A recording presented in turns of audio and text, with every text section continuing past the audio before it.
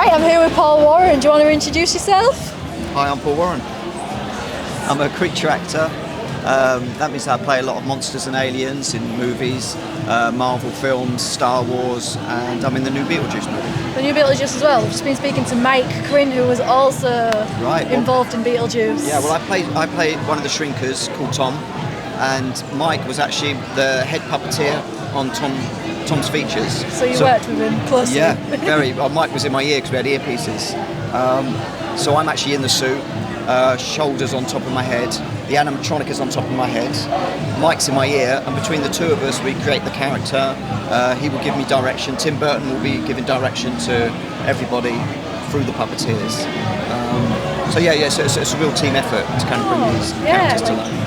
I don't think of anything that goes into the movie. I went and saw it on release day actually, and I didn't think. Well, I think a lot of people think the shrinkers, and a lot of them are like CGI things on top of our heads, but no, it's all practical.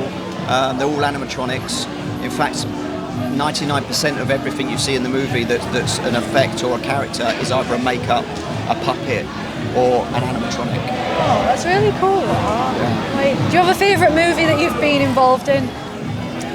I'm a big Star Wars fan, so being part of Star Wars for the very first time on Force Awakens, I played a character called Varmic, who's in Maz's castle, and as a Star Wars fan, it was a dream job. Dream come true, yeah. It's one of those things where you say, I'll do it for free.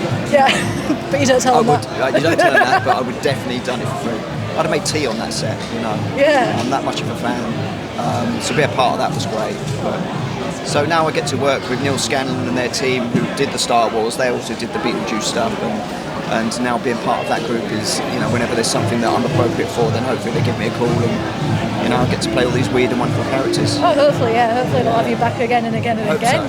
So. Hope so. I'm going to assume you weren't involved in the first Beetlejuice movie. No. The first one? Yeah.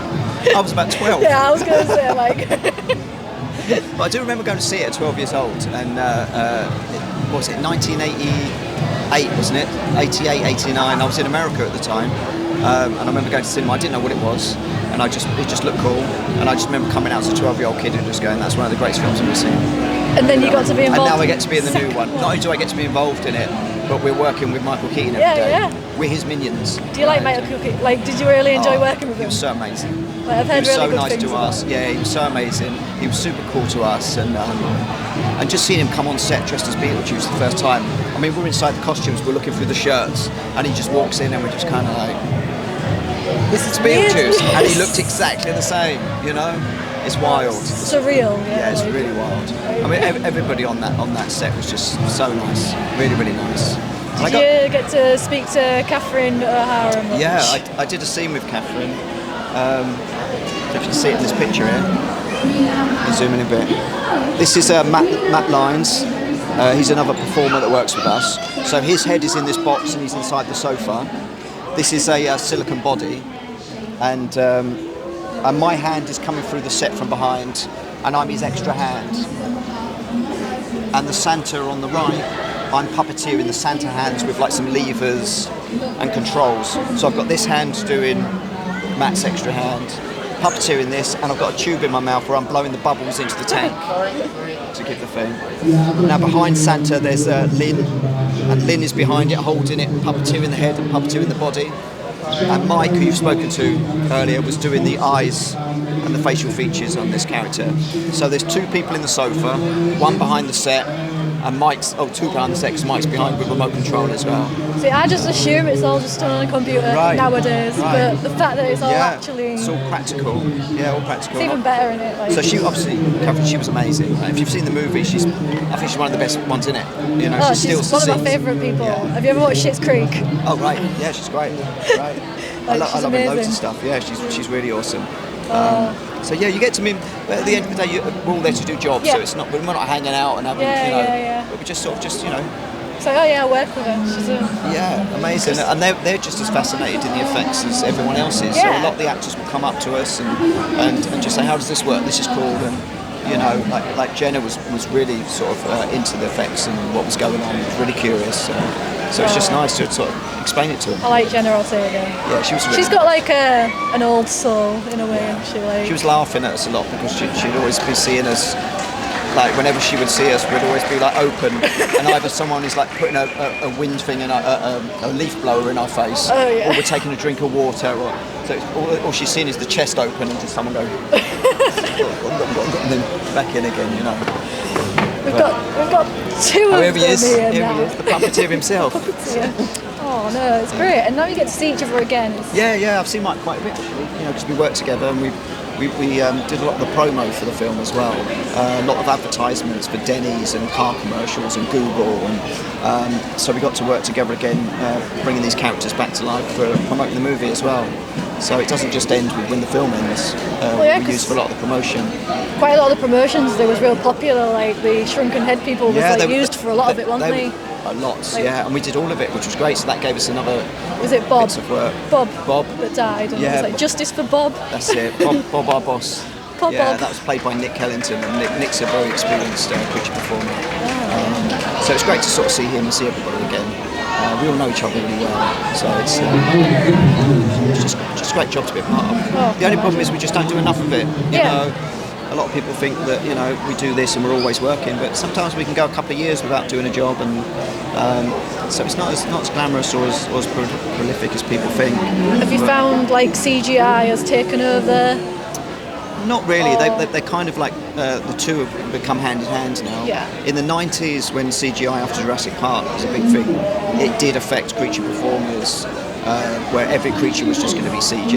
But I think sort of 2000s, the late 2000s onwards, mainly sort of maybe after Lord of the Rings and all this kind of stuff, that the two kind of blended together. Del Toro with Hellboy movies, that was another good example of people in suits and creatures and using CGI to maybe animate faces or eyes or lips or whatever. But with the Beetlejuice stuff, as far as I know, very, very minimal was used, you know. If it was used, it was in other areas. Yeah. It's better for the actors as well to have that interaction as well. Because Justin Theroux, who was on the set with us when we're running down the stairs and we're running past him and we're trying to knock him out of the way, you know, he's there, he's seeing us, he's got full practical creatures to sort of interact with. And, I think it's really beneficial for actors. Yeah, definitely. Hopefully it sticks around for a long time. I hope it does as well. Like, I feel like actors should also say maybe, I'm not going to work with CGI. Right. Well, Michael Keaton was very sort of vocal, wasn't he, about coming back and only doing it if it was practical. Yeah. You know, because he kind of gets it. That's what it should be. It should feel like the first movie. Yeah. It should be different, but it should be the same. Right? Yeah. So I think what's great about the sequel is it doesn't really diminish what happened in the first film, but they complement each other quite well. Yeah, that's it's like what the I first liked about album it. and the second album. Yeah. Like a band, you know, they kind of changed their sound a little bit, but it's still the same band. Yeah, right? definitely. So, yeah. Have you got any projects coming up that we should watch out for? I need a job. No, you need a job. I need a job. Needs a job, guys. Anybody out there needs needs some creatures. But hopefully, you know, we'll see what happens. You know, when you least expect it, something turns up. And it's always me having to climb into something really small or difficult or where it's something really heavy. How long in advance do you get like picked up for summit? Maybe about 3 months, 2 months maybe. You get the inquiries sort of come in, because first of all they have to do the pre-production and the design, and then put the kind of budgets in place and what they need. So I'll probably get calls maybe a couple of months before I'm needed, if I'm available, and then there'll be rehearsals and there'll be fittings. I'm quite lucky that working with the Neil Scanlon workshop is that they do insist a lot of the time that we get rehearsal time, because we are working with puppeteers and we are working in suits and with comms and all this kind of stuff. It's very technical. We need to be able to plan out in advance before we go on the set what's happening. So it's just going to be chaos. Yeah. It's not one of these cases where you kind of like get background extras, put them in masks and put them in suits and then just put them on set.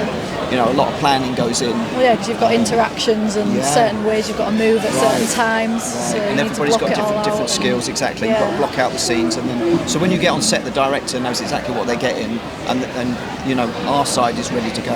And it's not just creature performers; they have all kinds of things. There's the circus performers, there's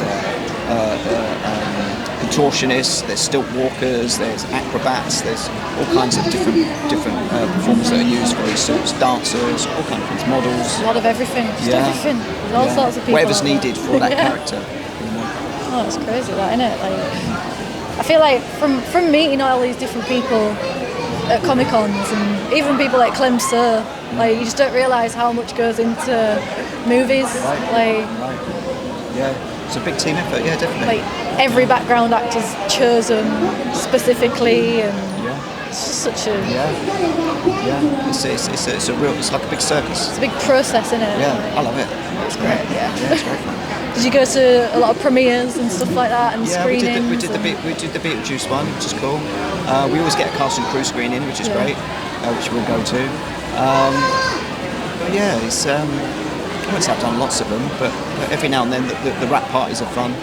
Like the Star Wars rap parties that we had, especially on like The Last Jedi, was at the Natural History Museum in London. They hired out the whole museum, all the exhibits and that's still there. The dinosaur bones in the, and they just turned it into a big party. And we had free run of the whole place. That's great. And they had like a stage, and they had shows and singers, and that was crazy. Oh, that's awesome. Yeah, so the rap parties are the fun, especially on the big budget ones. Yeah, a lot of fun. So you love your job. I love it. You love your job. That's good. Like, what age did you start doing what you do? Like, Well, I'm going to be 50 next week. oh, you don't look it. I Jeez, know, you look really I know, young. I know. I am. I'm 50. So my first proper job was Harry Potter, Daniel Radcliffe's body double, and I was on Order of the Phoenix, and I was 32 at the time, and Daniel was 17, and that was my first kind of big movie job, and that's how people got to meet me and see what my skill set is. I'm a very physical performer. Yeah. They got to see that. And that's how I kind of ended up being in suits and makeups and aliens and monsters, just because not only because I can perform in it, but because I do look young and I am skinny and I am short and I can fit in it. Because you can always build up on someone, but you can never take away. Yeah. So they just like the structure and all this kind of stuff. So you was skinny Captain America. Yeah, that came after Harry Potter, and the reason I got the job is because a lot of production that went to Captain America worked on Harry Potter, and they said, "Do you know any skinny people?" And they said, "We just worked with this guy who's on Harry Potter. He'd be good." And I auditioned for the director and Joe Johnson, and I got the job. There was actually two Skinny Steves. The main Skinny Steve throughout the movie is a guy called Leander Dealey, and he did the majority of the work. But I did all the pre-production tests and helped Stuart Townsend, who worked with visual effects, develop the character. I mean, say I helped. He told me what to do, and I did it. You know, and then they put it in the computer and they develop it into a character. And then I was on set for the recruitment scene. So when you see him for the first time in the newspaper, I was used as a standing reference for that. So what they'll do is they'll just take the movement, and then they'll put Chris's like skin and face. It's like digital makeup in a way. It's a digital character, but so between myself, Leander, and Chris Evans himself, and a computer, that's how they develop the character. And every scene is a different technique. So I'm a small part of very big visual effects. You know, I'm very proud that I got to help them in some way. You know? So yeah. And you're proud of your work as well. Yeah, it's nice to contribute in some way, right, to it. So when people say you play Skinny Steve, it's like, kind of, helped. I help bring it to life. Yeah. Oh, well, thank you very much. You're very welcome. It's really interesting. I actually do find it all really interesting. Yeah. Hopefully you guys find it interesting too. Yeah, well, that's why I'm here today, is to sort of, talk to people about it and explain what I do and show them, and yeah. Do you do many Comic Cons? Yeah, I've done quite a lot over the years. I love doing it. I mean, not as many recently. I just think it's changed a lot over the years. There's not as many as there used to be. Say, you probably know, say 5 years ago, it's boom. Every week there'd be one. Now it seems to be, I don't know, every few months I maybe do one. Yeah. It was really nice to meet you, Paul Andrew, Warren. Chloe, thank you very much. Thank you for your time. Thank you. Thank you for listening. Check him out. Check out his work. And if you're out there and you want to hire, what's your name? Alex. Thank you, Alex. Alex, the cameraman. He's looking for jobs. Yes, I'm looking for a job, please. But, yeah. Lovely. Thank you very much. Thank you. Nice to meet you. Nice to meet you too.